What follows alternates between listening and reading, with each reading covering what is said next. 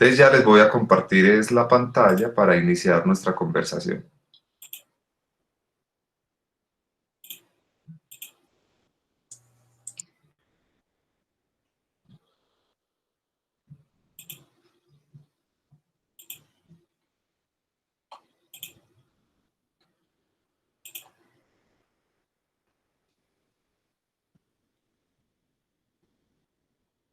Bueno, ¿estamos viendo la pantalla? Sí, señor. Sí, perfectamente, perfectamente. Entonces, comencemos. Yo decidí denominar esta conversación del día de hoy cartografía social o narrativa espacial. ¿Por qué?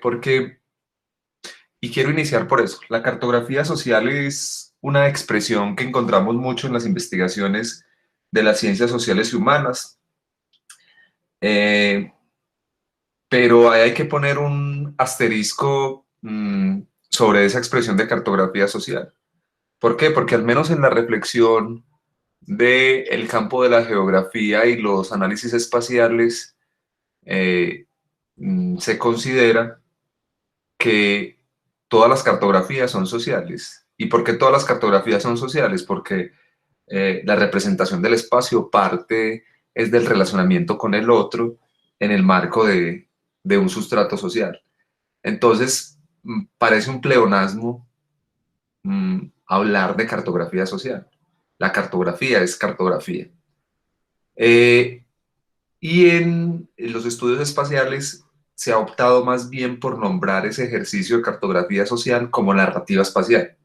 ¿Por qué? Porque la narrativa espacial es como la forma de circulación y apropiación que tienen las comunidades y los sujetos como dispositivo de interpretación de su experiencia espacial. Una experiencia espacial que obviamente está o puede estar mediada por las reflexiones discursivas de los especialistas o eruditos en los temas del espacio, pero que también puede estar ajena a esas erudiciones y puede generar sus propias gramáticas para crear esa arquitectura de interpretación del espacio. Entonces, eso es lo primero, ahí lo pongo en interrogación y lo pongo en interrogación porque eh, el debate está abierto al menos en términos conceptuales.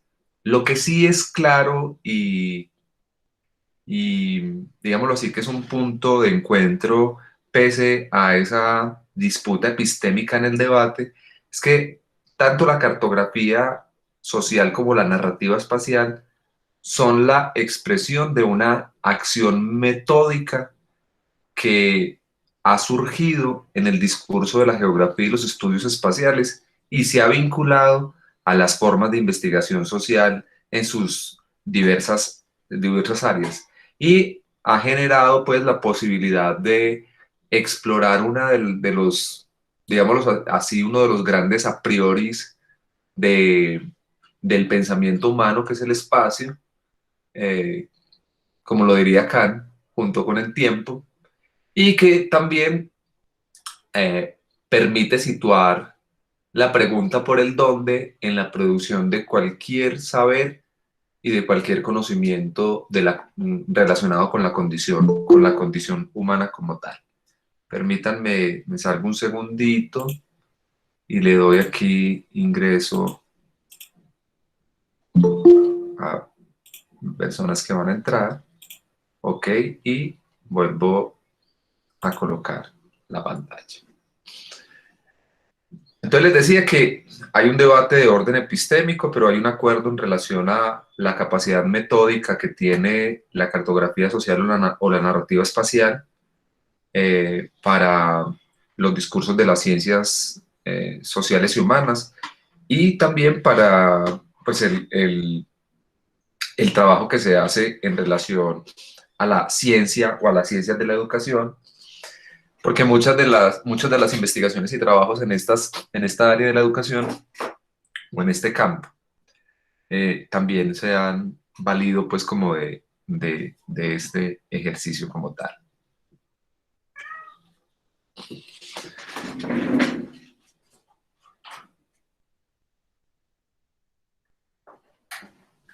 como cualquier reflexión de este orden, es ineludible entender la historicidad de una cuestión sin resolver como es la cartografía social o la narrativa espacial.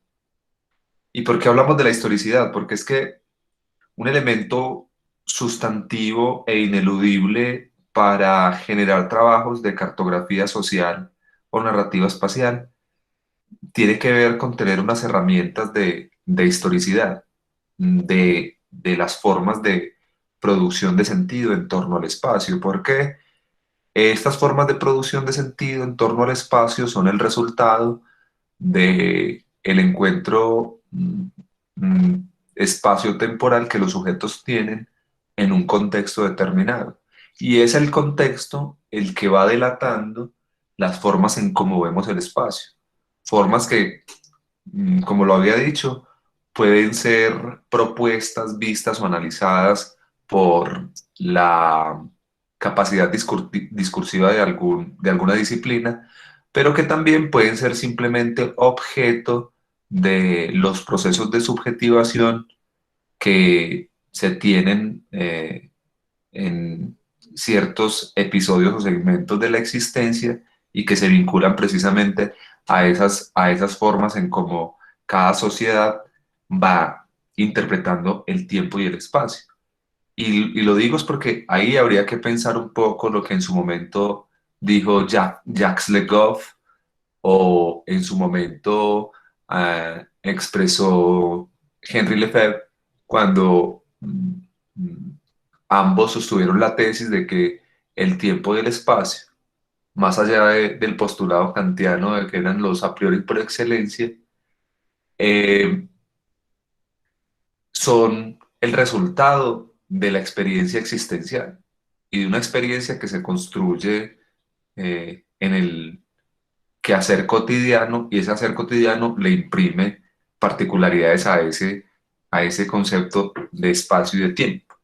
Aclarando que cuando hablamos de espacio y tiempo por separado, estamos hablando de una concepción clásica en términos de Newton y de la física, y en una concepción contemporánea estaríamos nombrándolo como espacio-tiempo, ya no separado sino junto, y eso también tiene unas implicaciones en la construcción de esto que nos interesa. Entonces, esa historicidad de una cuestión sin resolver nos pone en un primer escenario. ¿Cuál es ese primer escenario? Ese primer escenario tiene que ver con que hay una discusión fuerte frente a si es cartografía o es mapa. Y cuando se habla de cartografía o mapa, surgen muchas cuestiones sobre cuál es su distinción y cuál es su diferencia. Yo quisiera, aquí no tengo la oportunidad de ver quién va a participar, pero de alguna forma, si Nille o Fernando están por ahí, me ayudan con esa parte. ¿Quién nos podría decir cuál es la diferencia sustancial entre un mapa y una cartografía?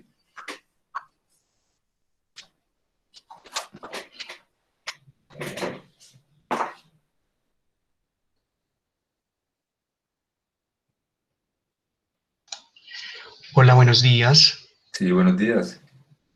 Bueno, mi nombre es Juan David.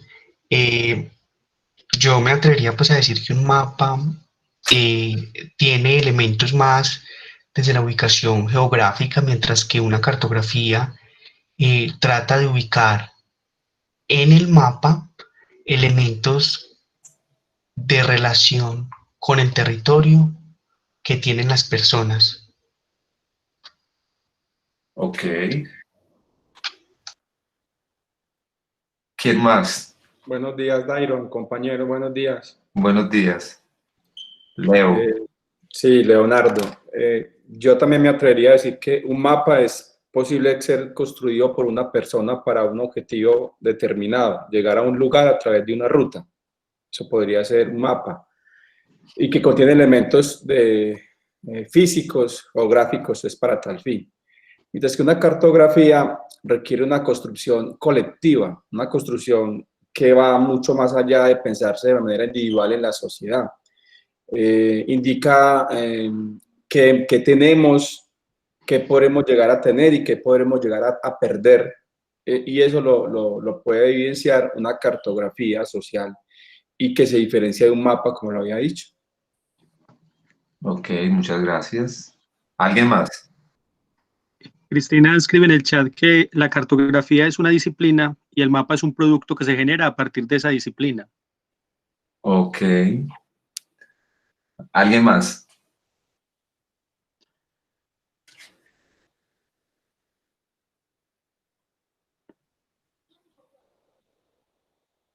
Bueno, eh, la respuesta a esa distinción entre cartografía y mapa la iremos viendo, no la voy a dar en este momento, sino que la vamos a ir construyendo y al final o en otro momento nos daremos cuenta pues como de si hay una distinción clara de esto. Lo que sí es cierto... Dairo, disculpa. Hola. Por aquí Yolima también dice que el mapa, como dice Juan David, solo da una ubicación geográfica, mientras que una cartografía da cuenta de esas experiencias de los sujetos en un espacio de un tiempo determinado. Y Norelia nos dice que el mapa delimita y la cartografía es abierta. Ok, muy bien, todos esos aportes. ¿Qué tenemos en esta imagen?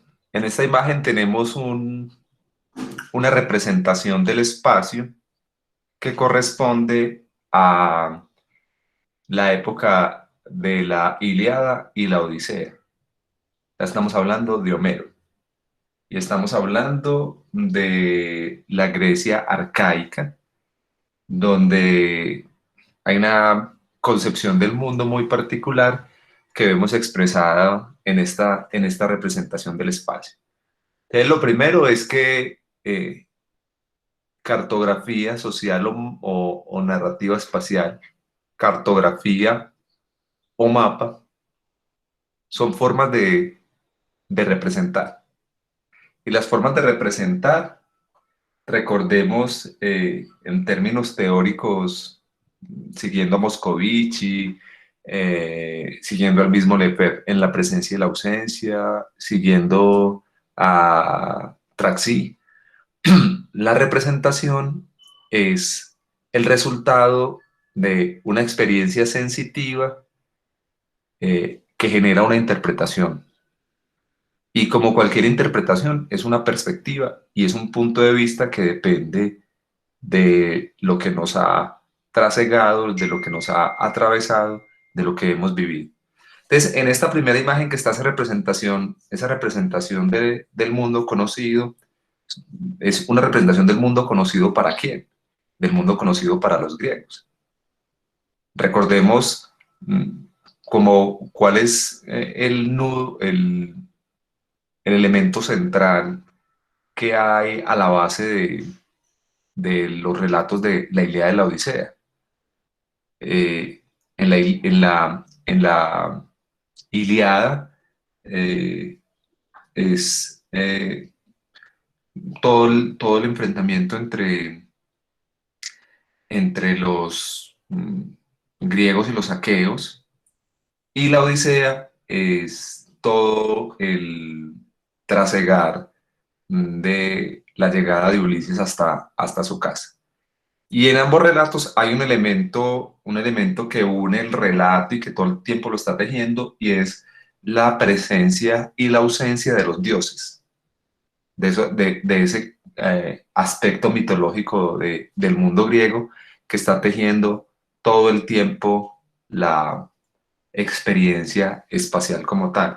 Y es una experiencia espacial que además tiene dos escenarios concretos: tierra firme y el océano. Y eso se ve reflejado en esa representación del espacio. La representación del espacio de los griegos arcaicos está siempre supeditada a esos dos elementos: tierra firme y el océano. Entonces, todas sus representaciones espaciales van a tener como esta característica, esos dos elementos presentes y fuertes.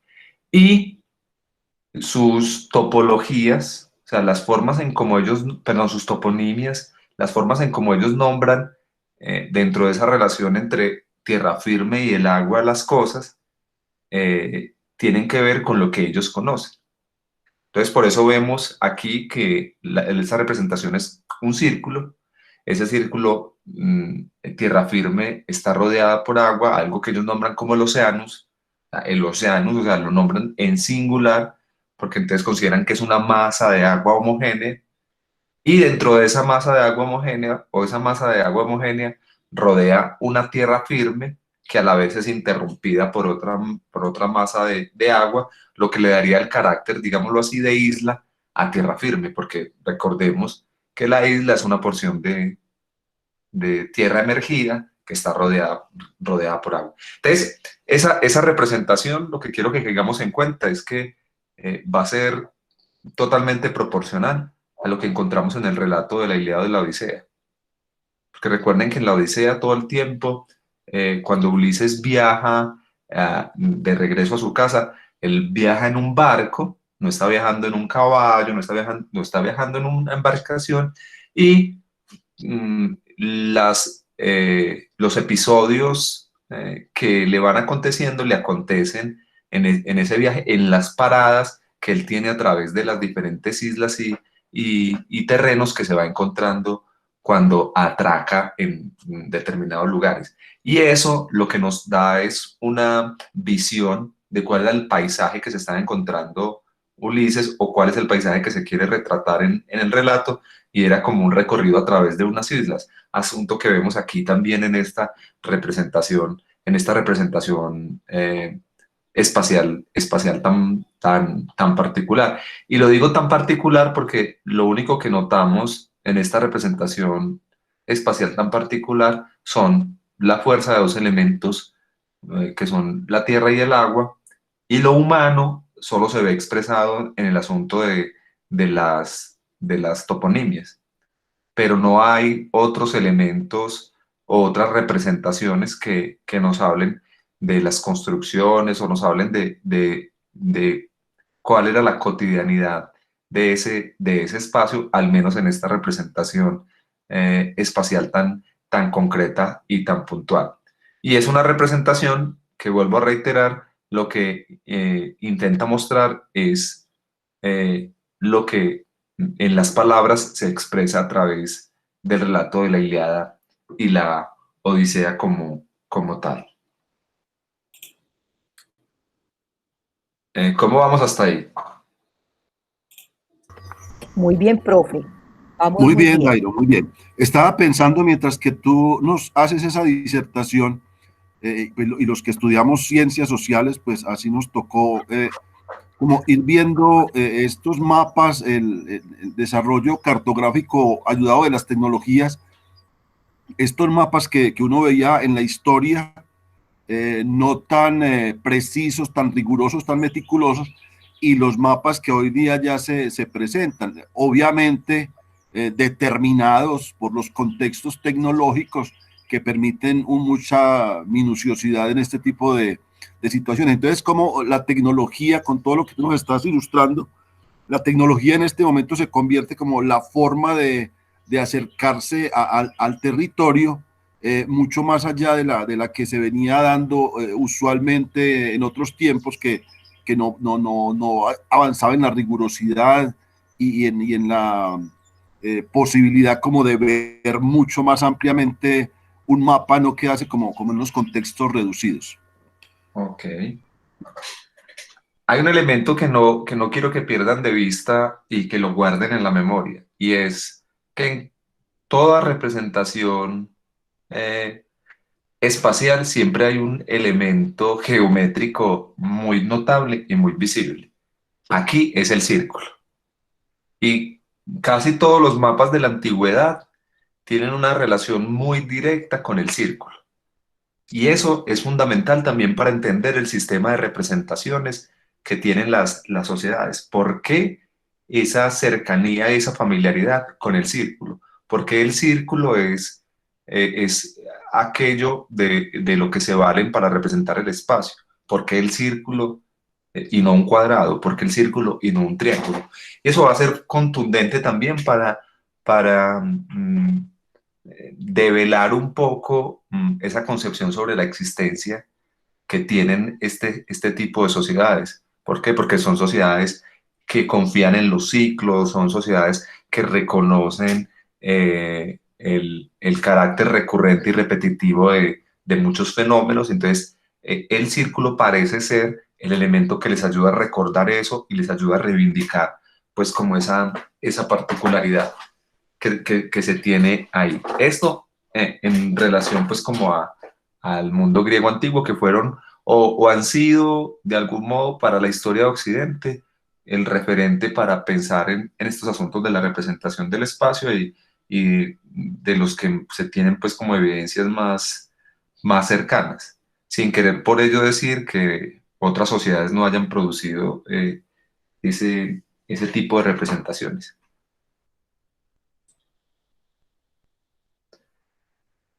Aquí tenemos otra representación y creo que hemos dado un salto espacial. ¿Quién se atreve a contarnos esta representación podría ser de qué época?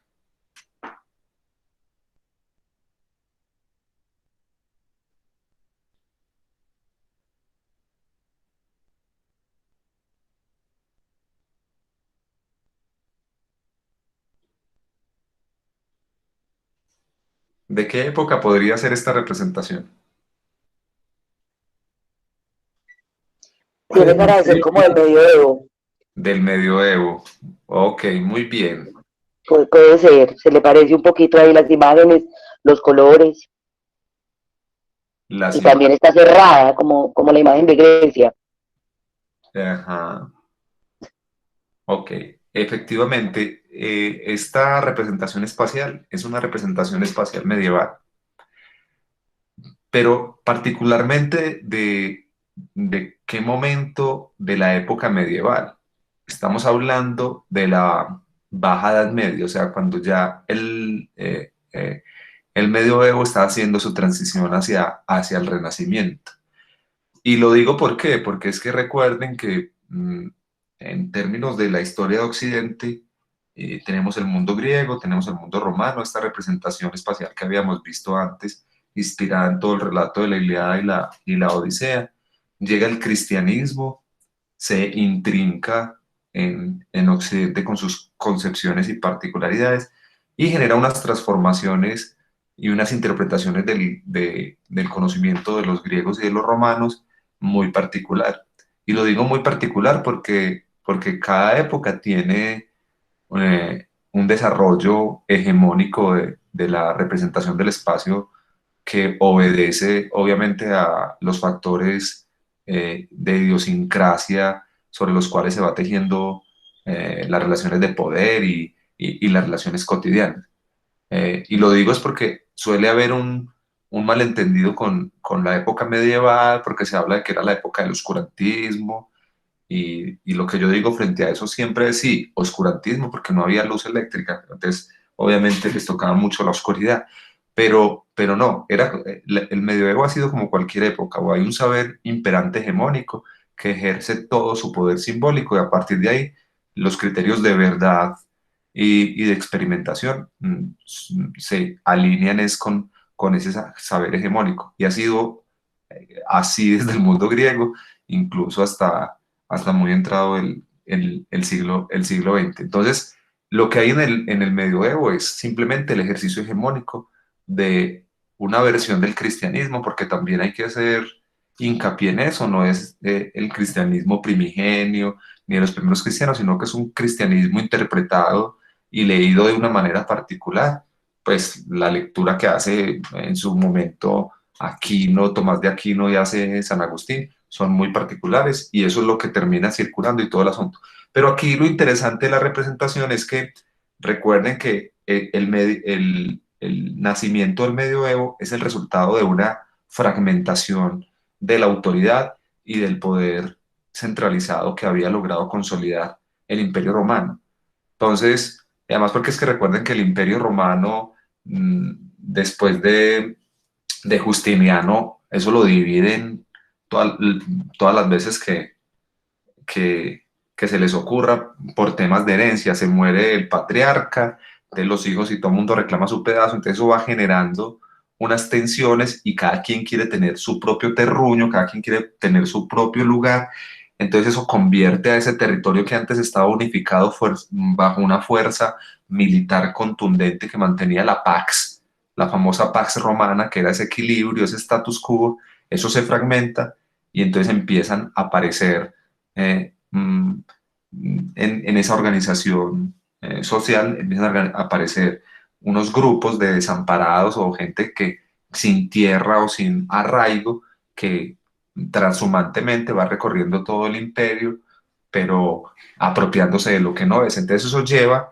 a que si en ciertos lugares del mundo europeo los terruños o los lugares se tengan esos pedacitos de herencia que cada uno tenía, nietos, hijos, se tengan que cerrar y se tengan que proteger porque la sensación y la situación de inseguridad es muy fuerte.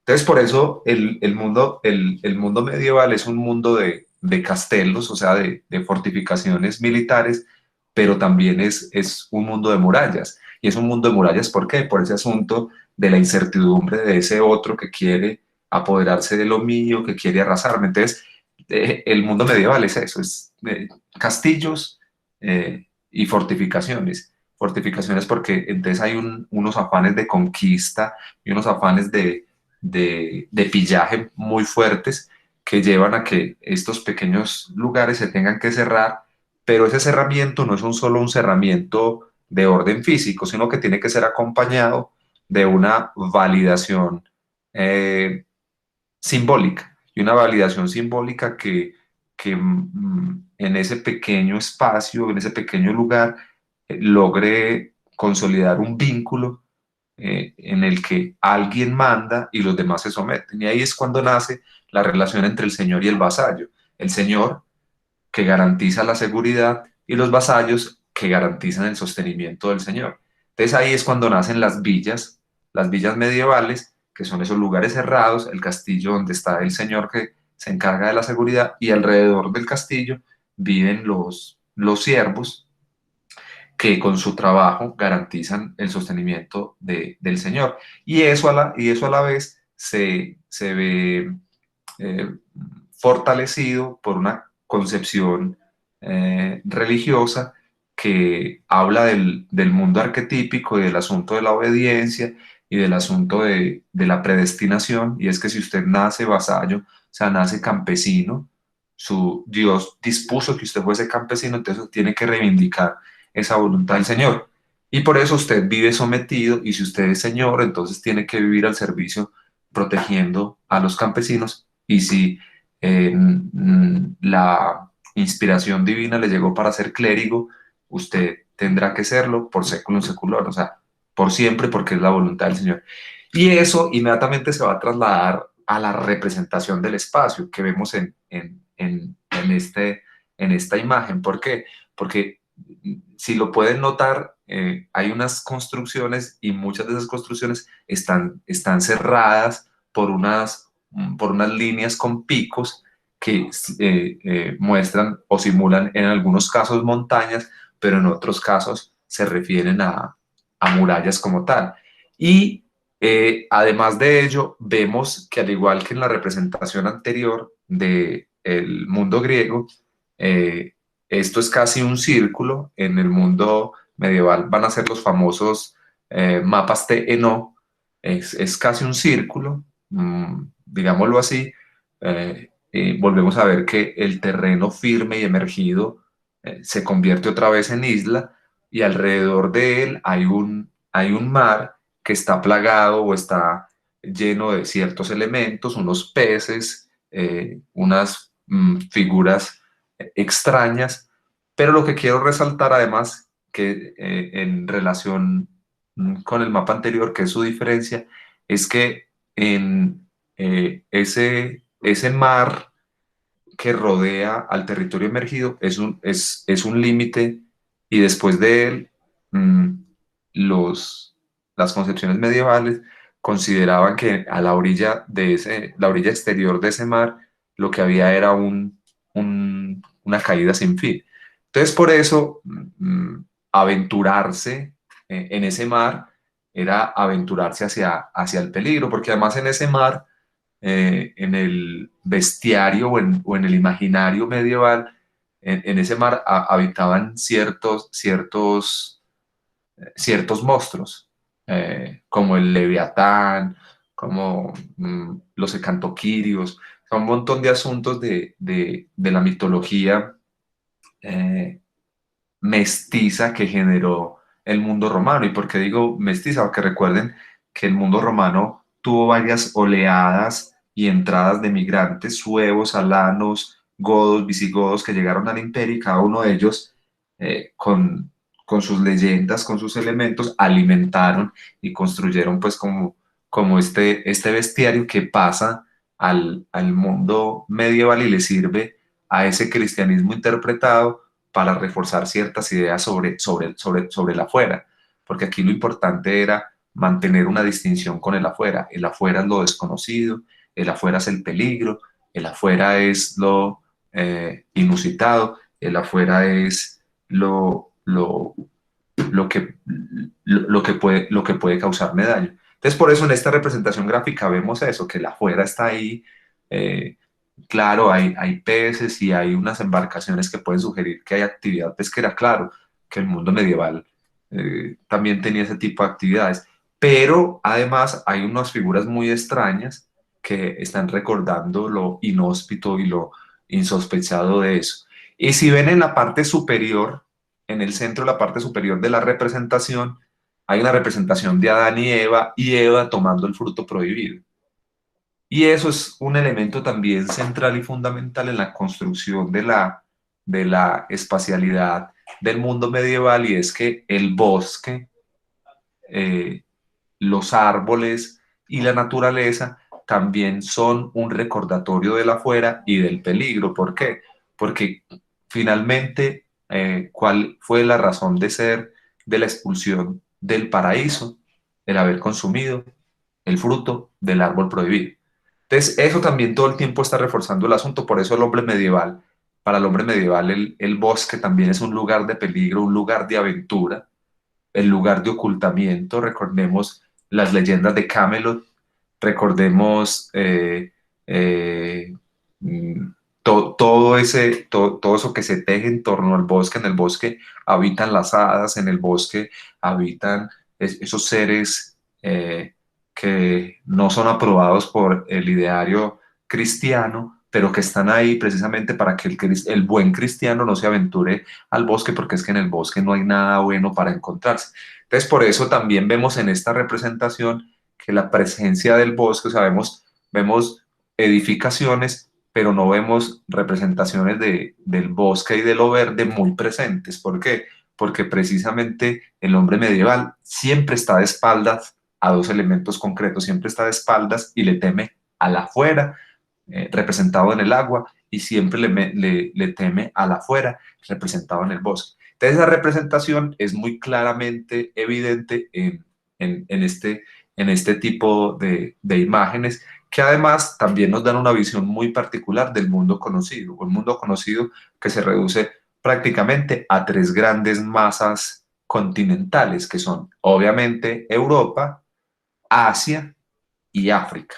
Ese es el mundo conocido para el hombre medieval, siendo África un lugar también muy inhóspito que, como pueden apreciar en la parte inferior derecha, está rodeado por agua, por figuras extrañas. Entonces tampoco es un lugar como que llame mucho la atención. Y además estas representaciones medievales siempre van a tener en uno de sus extremos unas leyendas que son unas advertencias sobre lo que puede acontecer si alguien rompe los límites del mapa, si alguien se aventura a ir más allá. Entonces, esta representación espacial da cuenta de eso. Y además trae un elemento que no habíamos visto en la representación anterior, y es que aquí ya no son solo elementos naturales, por llamarlos de algún modo, sino que hay elementos arquitectónicos presentes en la representación del espacio, y eso ya nos habla también de un salto cognitivo en la interpretación espacial, en esa experiencia que los sujetos van construyendo como tal, y lo hemos expresado en templos religiosos y en algunas construcciones que no son religiosas, sino que aluden, podríamos decir, a castillos y todo ese asunto. Pero ahí también hay una tendencia muy particular de la representación del espacio y tiene que ver con que se representan las edificaciones que son importantes y que encarnan los aspectos más importantes de la existencia del hombre medieval, que son el castillo y el templo. Es raro encontrar en estas representaciones una casa de campesino o cualquier otra cosa. Esos dos elementos, porque entonces ahí también nos está recordando que el mundo del cristiano está escindido entre dos grandes poderes, el poder de la iglesia y el poder del Señor, el poder religioso y el poder secular, que aunque en la época medieval no están separados, sino que están muy unidos, sí uno sí puede ver esa tendencia de la diferenciación en esa representación espacial, pues como muy, muy particular. Preguntas hasta ahí. ¿Cómo vamos hasta ahí?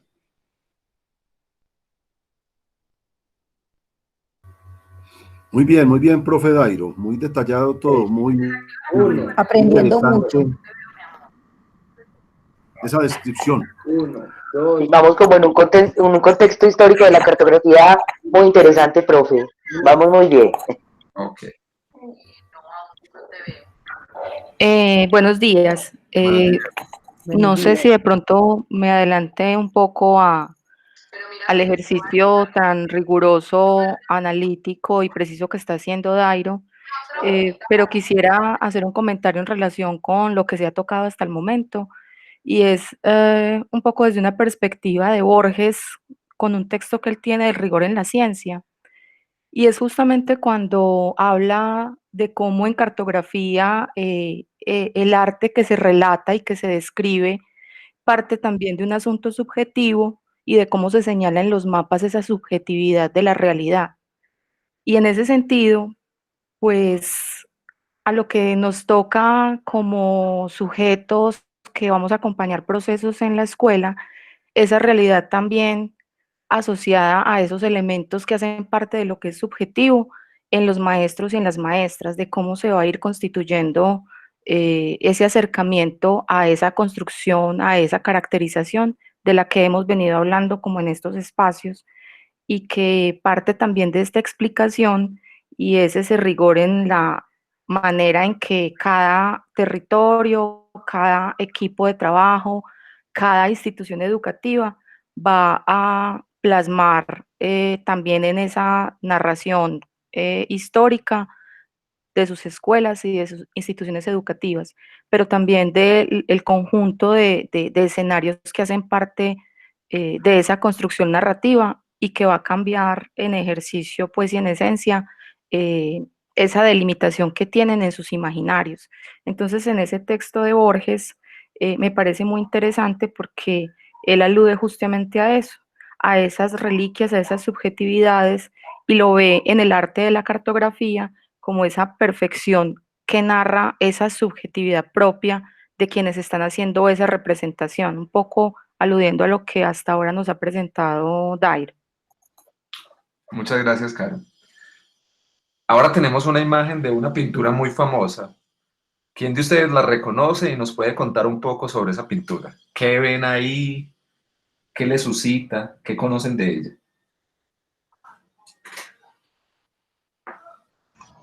Esta es una pintura que creo yo que es propia del Renacimiento. En el Renacimiento lo que ocurre es que emerge el individuo, y por eso, a diferencia de la pintura medieval, que son cuerpos adoloridos, muy cubiertos, durante la época del Renacimiento emerge el individuo, emerge lo humano, y por eso va a aparecer la noción del cuerpo, va a aparecer esa noción de que hay perspectiva, hay algo que es visible más allá, no como en medioevo, que son justamente las caras y los cuerpos adoloridos, muy cubiertos. Ok, muy bien. Y otra pregunta. Veníamos viendo unas representaciones muy particulares, que eran esta y esta. ¿Por qué este salto? ¿Por qué pase de esas representaciones anteriores a poner una pintura. ¿Será que las pinturas no encajan o de qué modo encajan en esa categoría de cartografía o de narrativa espacial? ¿Qué se les ocurre?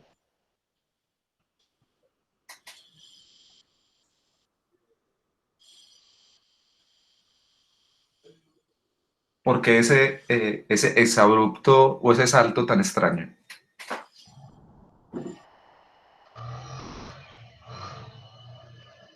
No sé hasta qué punto, pues, asumiendo la cartografía como representación, en este caso la representación de lo humano.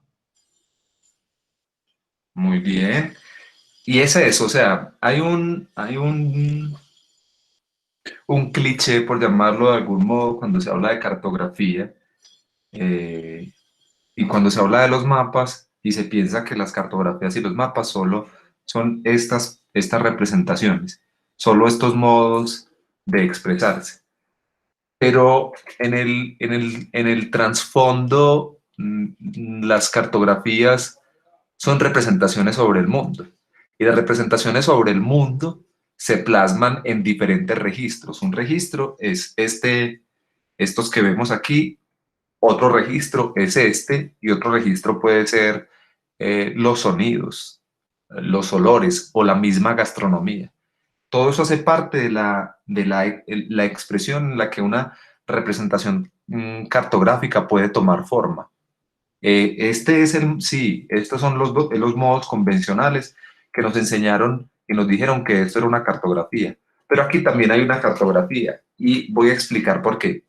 Esta pintura se llama El nacimiento de Venus, de Sandro Filippi Botticelli, un pintor del Renacimiento.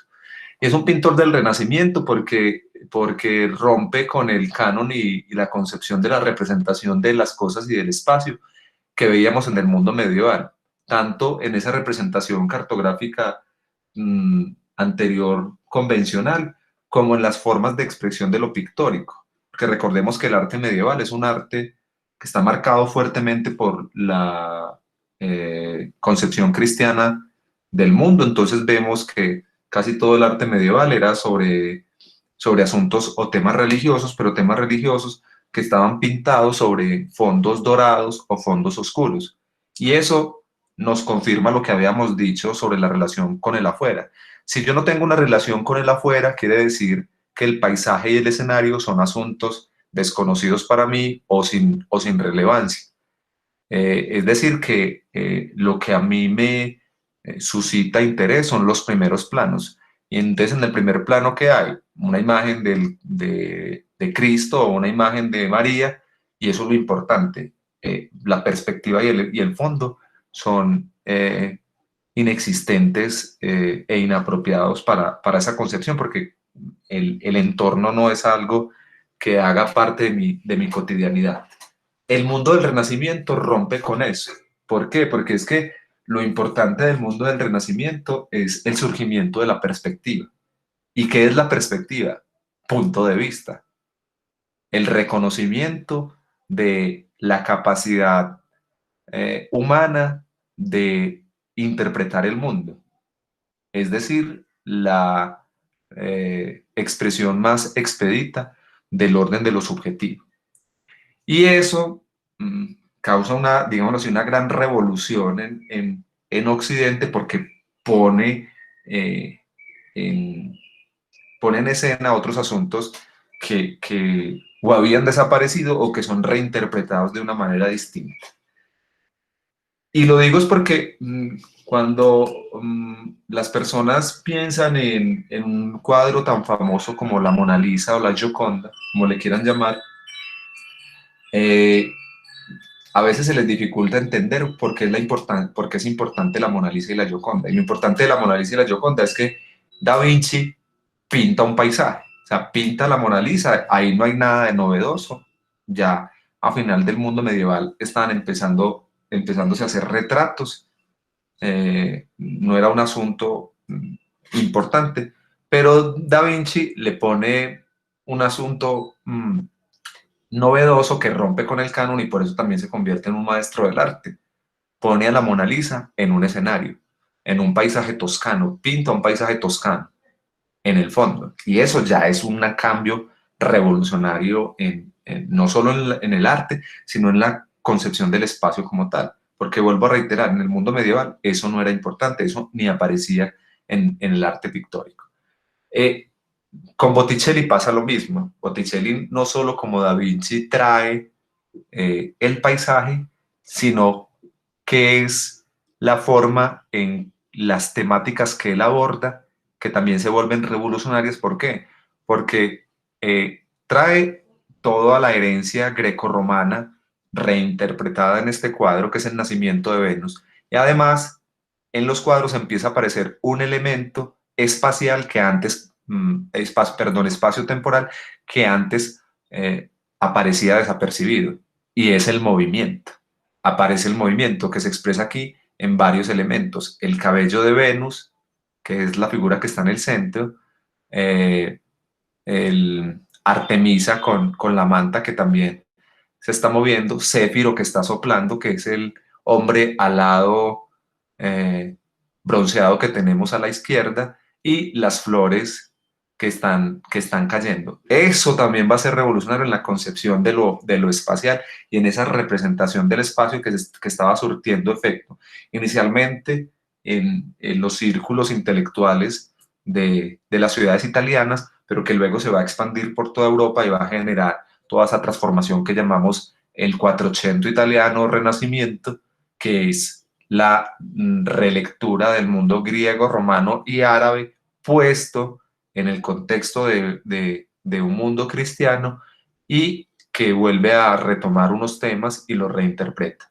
Entonces, ¿qué vemos en esta pintura? Esta pintura se llama El nacimiento de Venus.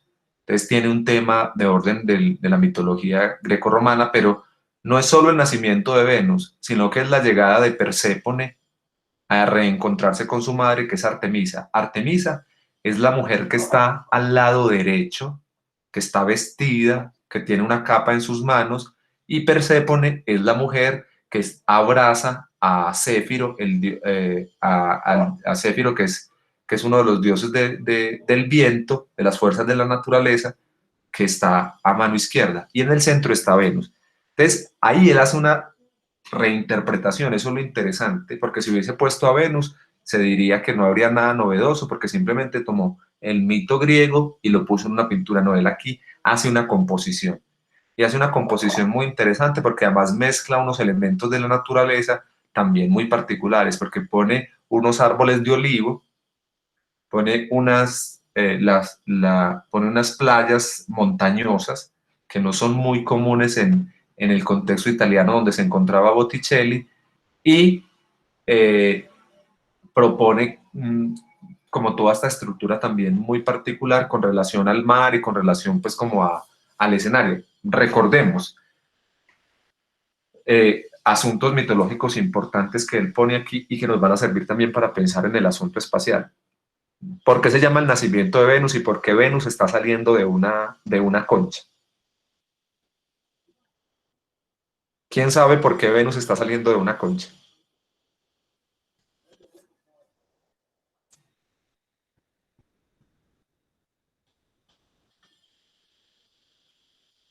A ver, Leo, no me haga quedar mal que yo le enseñé a usted historia de Europa. Sí, y recuerdo muy bien el excelente curso, pero ese detalle son un poquito ya 12 años más o menos que fue el curso. Pero ¿por qué tenía que decir tantos años, Leo? No es que me calculan la edad. Pero les voy a contar por qué Venus nace de una concha. Venus es la única diosa del panteón griego que no tiene mamá. Todas las diosas griegas tienen mamá, menos Venus o Afrodita, como se le conocía en la versión romana. Porque Venus nace de una masturbación.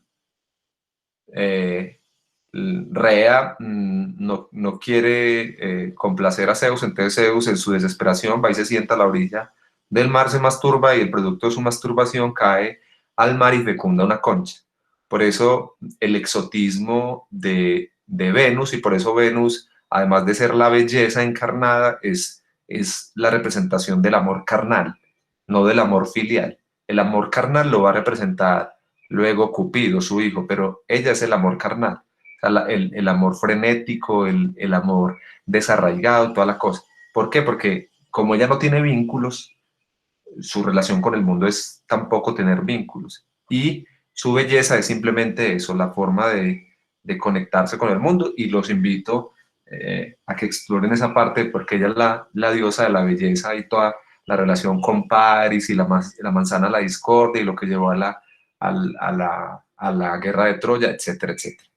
Y a su lado están, como les reitero, a la derecha está Artemisa, que es la diosa de la naturaleza, la que controla el clima y los ciclos de la naturaleza, y ella tiene una hija que se llama Perséfone. Esa hija, en un momento de su historia, es raptada por Hades, el dios del inframundo. Furiosa la mamá, porque Hades se robó, además porque Hades es el tío de Perséfone, o sea que hay también un asunto como muy bizarro, por llamarlo. La mamá furiosa interpela al dios Zeus para que intervenga. Zeus pues no se atreve como a intervenir, y entonces ella en retaliación hace que aparezca el invierno perpetuo sobre la tierra. Los humanos claman a Zeus para que arregle la situación, y finalmente se le ocurre una solución, y es que Perséfone, que además ya se había enamorado de su raptor, pueda venir a visitar a la mamá dos veces al año y estar con ella alrededor de 3 meses. Entonces, cuando Perséfone se va, es el otoño, y tiempo después es el invierno. Cuando Perséfone está a punto de venir, aparece el verano y luego la primavera, en esa concepción de los ciclos del mundo del Renacimiento y la interpretación que hace Botticelli. Entonces, lo que vemos aquí es que el nacimiento de Venus también se da en la primavera, porque si miran la capa que tiene Artemisa con la que va a cubrir a Venus, es una capa llena de flores. Y eso es la alusión como a lo frondoso y a los frutos y a las dádivas que tiene la naturaleza para los humanos en la primavera. Y el mensajero encargado para transportar a Perséfone del inframundo al mundo de los vivos es Céfiro. De lo que vemos aquí es la unión de dos relatos: el nacimiento de Venus y el transporte de Perséfone del inframundo al mundo de los vivos para reencontrarse pues como con su madre. Y ese asunto de los relatos es una toma de posición frente a lo narrativo y frente a la construcción de la perspectiva de lo espacial, que va a servir de base para que el mundo medieval el mundo del Renacimiento construya otras concepciones del espacio donde ya el afuera no es un lugar inhóspito, sospechoso y hay que tenerle miedo, sino que el afuera es un lugar que hay que explorar. Entonces ahí entiende uno por qué es el mundo del Renacimiento, la época en que los europeos se aventuran a explorar el mundo. Se aventuran a explorar el mundo al punto de llegar a recorrer África, Asia y obviamente a recorrer y llegar hasta tierras americanas. Entonces uno entiende por qué, porque entonces ahí ya había una ruptura entre la representación del espacio. Ya no era ese espacio circular limitado por el mar, ya la tierra no es el terreno emergido no es una isla, sino que tiene otras figuraciones que me invitan a salir a la afuera, a explorar, a reconocer, a ver todos esos asuntos. Entonces vamos a ver de ahí en adelante que las representaciones del espacio y los mapas ya van a tener otro tipo de expresiones y de configuraciones, pues como en ese orden del mundo del Renacimiento tan particular, que además se me olvidaba un detalle que vemos en la pintura. También va a ser que esa interpretación del espacio pase por una interpretación del cuerpo, que antes no estaba en el mundo medieval. El cuerpo no era tan visible porque estaba cubierto, sino que aquí se abre y empiezan a generarse unos ideales de belleza, como el ideal de belleza femenino del mundo del Renacimiento, que podemos apreciar en Venus y en Artemisa, y es que idealmente las mujeres eran consideradas como bellas en la medida en que tuvieran los senos pequeños, y entre más abultado fuese el vientre era más atractiva, porque esto era la posibilidad de la procreación. Entonces, ese elemento también va a ser traducido como al espacio de las ciudades. ¿Por qué? Porque en las ciudades se va a privilegiar o se va a trasladar esa figura del útero a la plaza, y por eso, sobre todo en el contexto de las ciudades españolas, es tan importante que la plaza sea grande y que la atención de los que habitan el espacio se dé en la plaza como tal, porque la plaza es la que acoge, es el útero de las ciudades, es donde nos encontramos. Y eso es resultado de esta concepción como del cuerpo como tal.